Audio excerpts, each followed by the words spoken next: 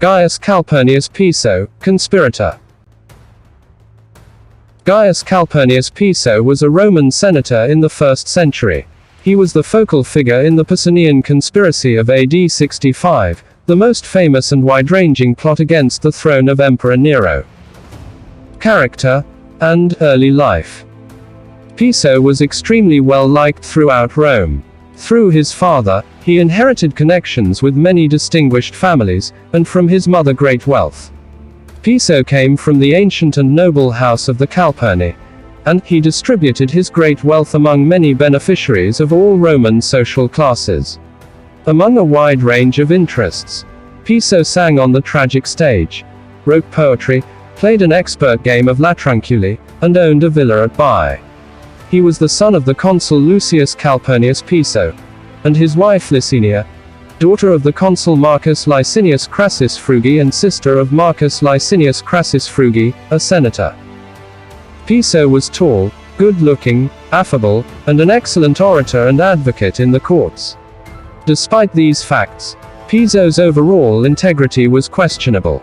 According to Tacitus, Piso used his eloquence to defend his fellow citizens and was generous and gracious in speech, but lacked earnestness and was overly ostentatious, while craving the sensual.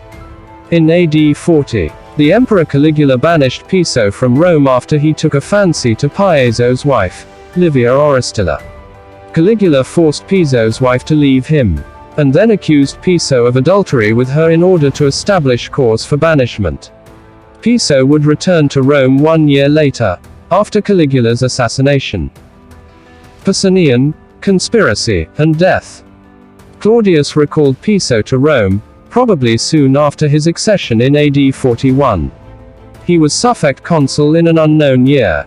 Piso then became a powerful senator during the reign of Emperor Nero, and, in AD 65, led a secret initiative to replace Emperor Nero that became known as the Pisonian conspiracy. Piso leveraged senatorial anger with Nero to gain power. Already, in AD 62, there had been talk among those of senatorial rank, in the nobility, and among the equites that Nero was ruining Rome. By AD 65, the city had endured the Great Fire of Rome and the persecution of the Christians, spurring groups of conspirators to come together under the leadership of Piso with the goal of killing Nero. On the 19th of April, AD 65, the freedman Militius betrayed Piso's plot to kill the emperor and the conspirators were all arrested.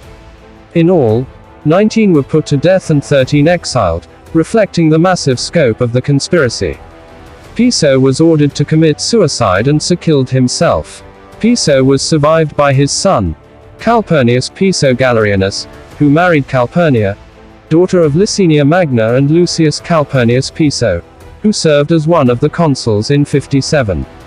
Galerianus was executed in 70 for opposing the Emperor Vespasian. Piso is probably the one referred to by Calpurnius Siculus under the name of Meliboeus. And he is the subject of the panegyric De Laude Pisonus, on the praise of Piso. Gaius Calpurnius Piso was a politician and general from the Roman Republic. He became Praetor Urbanus in 72-71 BC. After being elected consul in 67 BC, Piso opposed Pompeius's friends, the tribunes Gaius Cornelius and Aulus Gabinius. Assigned both Gallia Narbonensis and Gallia Cisalpina, he remained as proconsul until 65, or perhaps later in Cisalpina. Piso defeated an Allobrogian rebellion and repressed troubles in Transpadana, for which he was unsuccessfully prosecuted by Caesar. He supported Cicero during the Catiline conspiracy.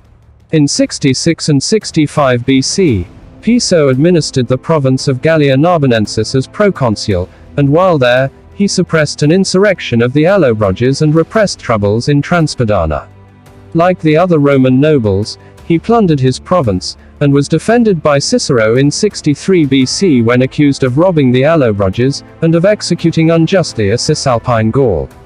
The latter charge was brought against him at the instigation of Caesar, who had an interest in the area. Piso, in revenge, implored Cicero, without success, to accuse Caesar as one of the conspirators of Lucius Sergius Catilina. In 61 BC, Piso was called on to speak first in the Senate by Marcus Licinius Piso, one of his kinsmen, much to Cicero's chagrin. Piso must have died before the outbreak of the Civil War, but in what year is uncertain. He is not heard of after BC. Cicero ascribes to him considerable oratorical abilities. Gaius Calpurnius Piso was a Roman praetor and pro-magistrate. He was taken prisoner at Battle of Cannae and, with 2 others, was sent to Rome to negotiate the release of his fellow prisoners. However, the Senate refused to entertain the proposition. In 211 BC, he was made urban praetor, and at the expiration of his year of office he made pro-magistrate of Etruria. In 209 BC, he was commanded by dictator Quintus Fulvius Flaccus to the command of an army at Capua. The following year he was once again entrusted as pro-magistrate of Etruria. While pro-magistrate, he proposed to the Senate that the Apollinarian Games be repeated on an annual basis. Gaius Calpurnius Piso Crassus Frugi Licinianus, died 118, was a Roman senator who lived in the 1st and 2nd centuries.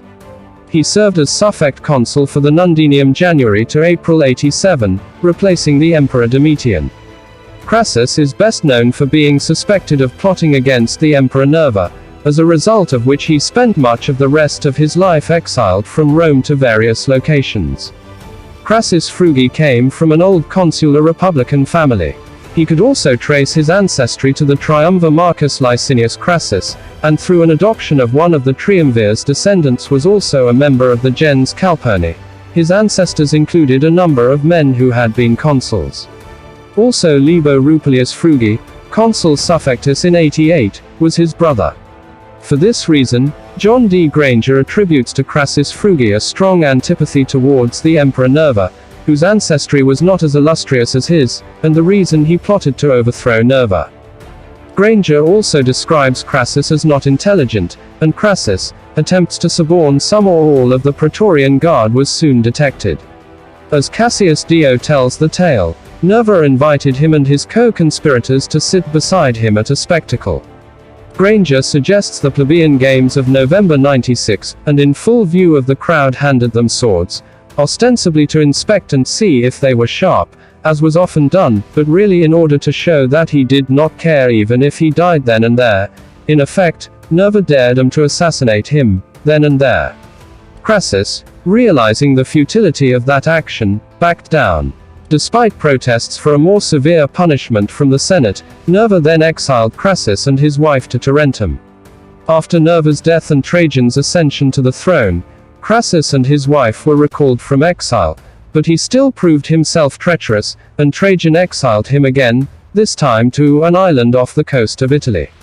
Here Crassus still was when Trajan died in 118, and here he was murdered in the first months of Hadrian's reign. The Historia Augusta reports that Crassus was murdered by the emperor's procurator as he left the island, against the wishes of Hadrian. Thanks for watching. Please like and subscribe.